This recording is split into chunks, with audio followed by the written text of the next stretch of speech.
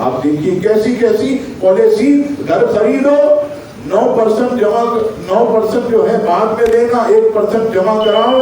اچھا بھائی کتنے کا دے رہے ہیں؟ 10 لاکھ کا. اچھا 10 لاکھ کا دے رہے ہیں، 1 لاکھ جمع کرا دیا، 10%، 90% آپ کو قسطوں میں. تو بھائی ہونا تو یہ چاہیے کہ ہر مہینے جو ہے آپ ہم سے ₹1,00,000 لیں، ₹1,00,000 لیں. کہتے ہیں نہیں ہم آپ سے 1,15,000 لیں. تو یہ 15,000 کیا ہے؟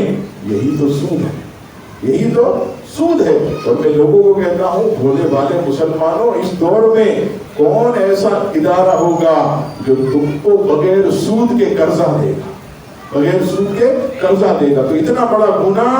اور میں صرف اتنی سی بات کروں گا، نبی پاک علیہ السلام فرماتے کہ سود کا سب سے کم درجہ یہ ہے ماں باپ سے زنا کرنے کے برابر ہے، کم درجہ. آج آپ دیکھیے کتنا سود عام ہو گیا، کیسی کیسی پالیسی. عزیزان گرامی توبہ کیجیے، رات توبہ کی ہے. اور یاد رکھیے گا جو ہمارے نصیب میں ہے وہ اللہ تعالی ہمیں ضرور دے.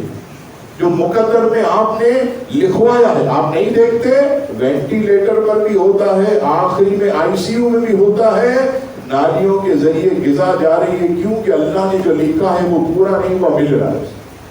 اللہ پر بھروسہ رکھیے، اللہ دے گا، لیکن ان گناہوں کے کاموں سے نہ کمائیں.